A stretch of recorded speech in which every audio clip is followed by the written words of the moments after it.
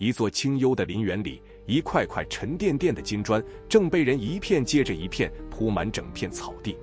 夕陽斜斜照下來，滿園金光燦燦，連林子裡的風彷彿都染上了黃金的顏色。鏡頭再拉近一點，一雙蒼勁的手正捧着一塊厚實的金磚，小心翼翼地按進濕潤的泥土裡，與前一塊仔細對齊。那神情不像是在花錢，倒像是在供奉着什么。林園的入口處，一隊僕役推着木車，車上堆滿了金磚，一輛接着一輛，源源不絕地運進園子裡來。塵土微微揚起，金光在車板上閃動，竟望不到這支隊伍的盡頭。園子邊的高處，一位衣飾華貴的太子靜靜地立着，俯瞰着滿地的黃金。他嘴角原本掛住的那一絲戲謔，慢慢地收了起來。他的心裡頭一次起了深深的震動。這個人究竟為什麼要用黃金鋪滿一座園子？這滿地的金磚將換來一座精舍，佛陀往後說法多年的道場。而這一切要從一位長者心裡的一個願說起。各位善友，我是淨山，今天想與你分享一則幾孤獨長者的故事。2500年前，古印度有一座大城，叫做舍衛城，是焦薩羅國的國都。城牆環抱，宮塔高聳，街市縱橫，人煙稠密，商旅往來不絕，是當時天下數一數二的繁華之地。城裡最富有的商人名叫須達，他家的庫房裡金銀、布匹、香料、糧囤堆疊得像山一樣，幾代人都用不完。可是這位長者最讓人敬重的，從來不是他的財富。他富甲一方，心地卻極為仁厚。每逢荒年，他便大開倉門，賑濟疾苦。平日裡，孤兒寡老、無依無靠的人，只要走到他的門前，就沒有一個是空着手回去的。正因為他總是周濟孤獨無告的人，城裡的百姓都不叫他的本名，只敬稱他一聲幾孤獨長者。他走過街市，受過恩惠的人們紛紛起身合掌，遠遠地目送着他。這一年，他為兒子一親，千里迢迢遠赴王舍城，借住在一位好友的家中。一路風塵僕僕，抵達的時候已經是黃昏了。主人出門相迎，僕從搬着行李，賓主盡歡。那一夜，他睡得正沉，半夢半醒之間，忽然發覺主人家上上下下燈火通明，僕役們提着燈，灑掃布置，搬運坐席，忙碌個不停。他披衣起身，心裡滿是疑惑。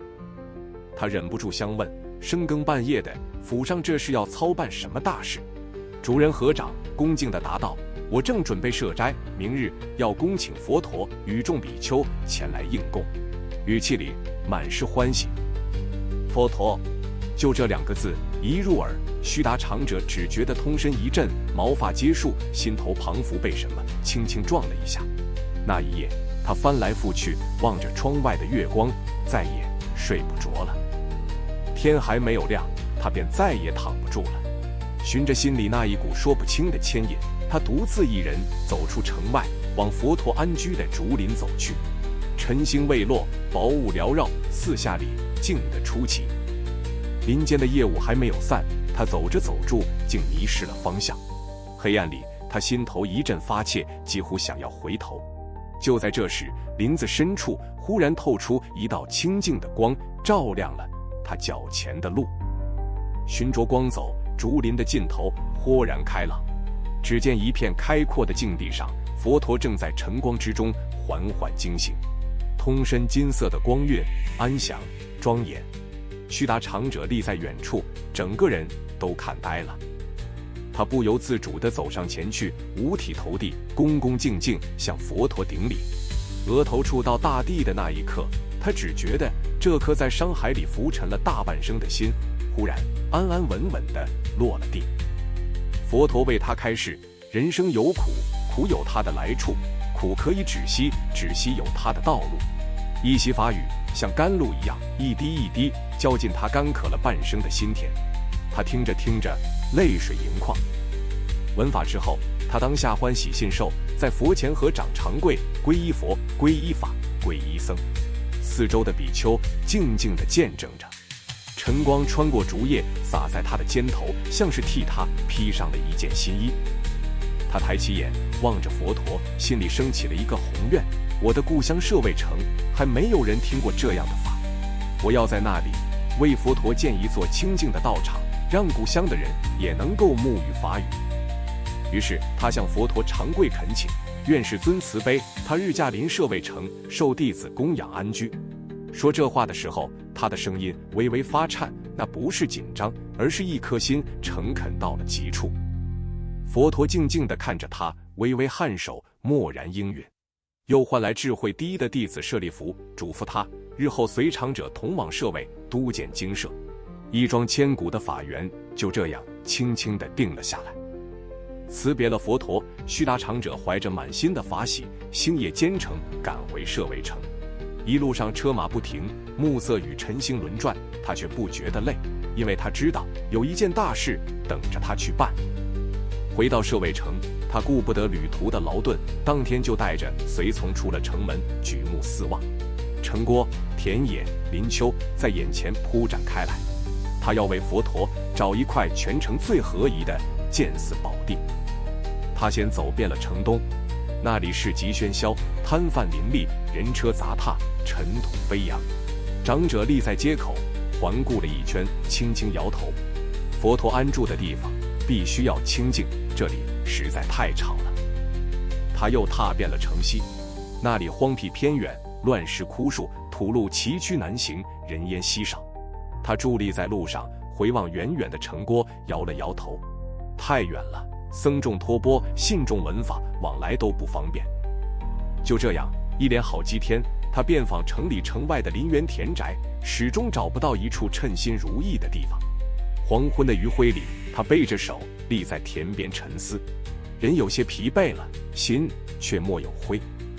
直到這一天，他來到城南，眼前忽然一亮，一片廣大幽靜的林園，喬木參天，綠草如茵，清泉曲徑，靜得彷彿另一個世界。一問才知道，這是祇陀太子的園子。他緩步走進園中，林木蓊鬱，流泉清澈，陽光從葉隙間灑下來，落成一道一道的光柱。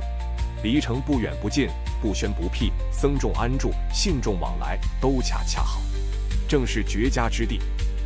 他立在園子的中央，雙手合在胸前，仰望林梢間透下的天光，心裡暗暗認定，找遍了整座舍衛城，除了這座祇陀園，再也沒有第二個地方配得上他心中的世尊。第二天，他整肅衣冠，登門求見祇陀太子。宮殿的內廳富麗堂皇，太子高坐在上，衣飾華貴，神情之間帶着幾分傲氣。長者躬身行禮，懇懇切切說明了來意。他說：太子城南那片林園，我願意出架構下為佛陀建一座精舍，多少錢都好商量。說罷，他雙手前伸，一臉的誠摯懇切。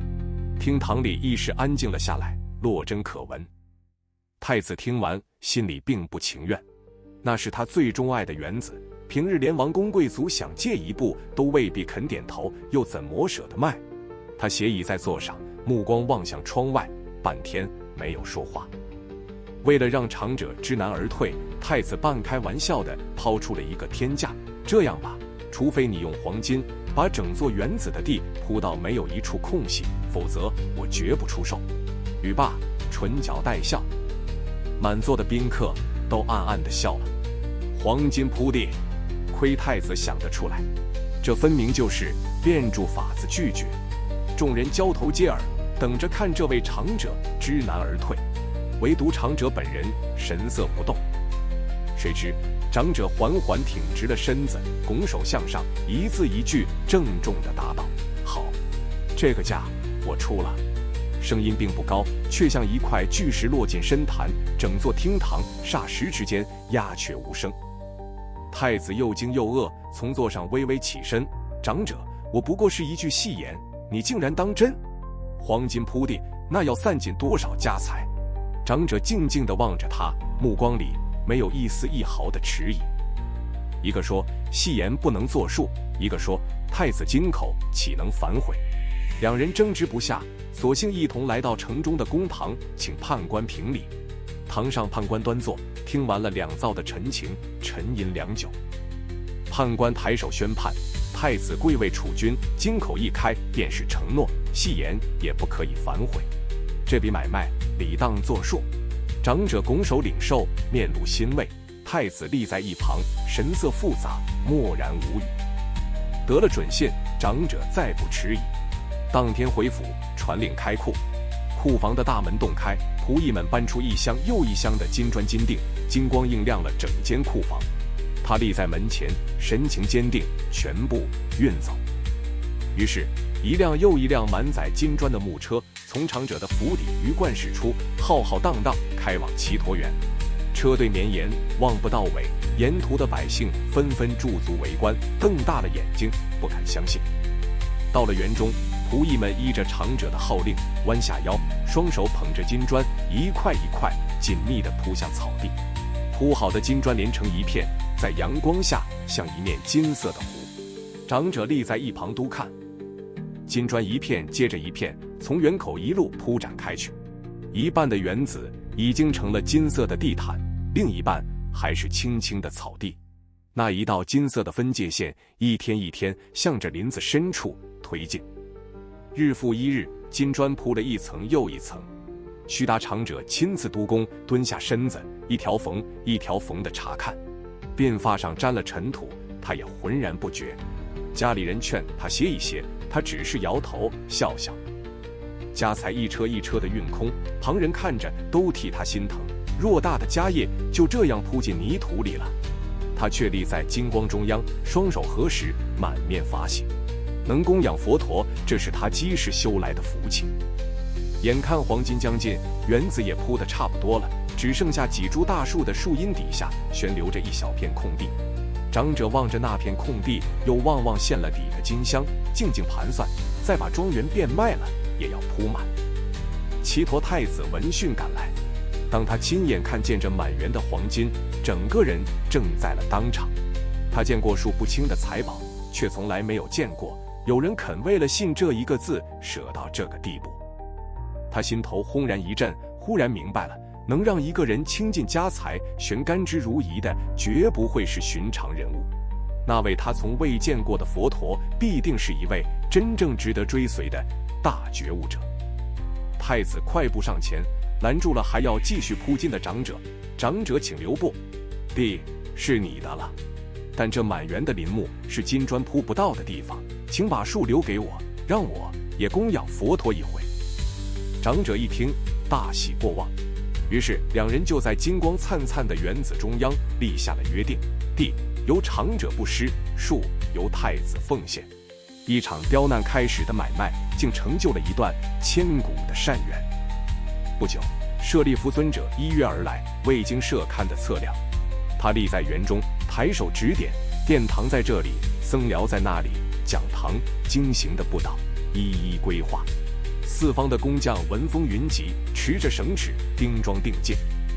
從此園子裡日日斧鑿聲聲，垒石、立柱、起梁、蓋瓦、殿堂、僧寮、講堂與長廊在林木之間一座一座漸漸成型。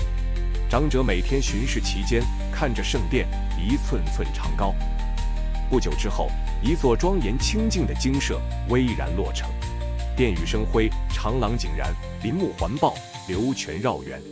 金色的霞光輕輕籠罩着它，彷彿天地也知道這裡將是一處聖地。因為地是幾孤獨長者所施，樹是齊陀太子所獻，這座道場便得了一個流傳千古的名字：齊樹幾孤獨園。後世的人每每念誦經典的時候，都會念到他的名字。精舍落成，佛陀果然如約而至。他率領着眾比丘緩步走入山門，通身金光，莊嚴安詳。長者與太子在門前躬身合掌，恭迎世尊。那一刻，滿園的林木都靜了下來。此後的許多年，佛陀常住其園，在菩提樹下宣說了無數的法要，《金剛經》《阿彌陀經》，許多我們今天還在讀誦的經典，都是在這座園子裡說出來的。世人都記得這滿園的黃金，可是更該記得的是，佛陀真正接受的從來不是黃金，黃金只是一個形狀，他真正承住的是一顆毫無保留、不肯打一點折扣的真心。黃金會散盡，福德卻長存。故事的輕重從來不在財寶的多少，而在那一念至誠與不悔。故事的最後，靜山想輕輕問你一句：你心裡那快捨不得的緣子是什麼呢？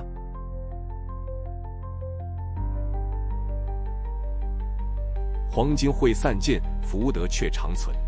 捨不得的往往留不住，捨得了的反而成了永遠。我是靜山，下一個故事線。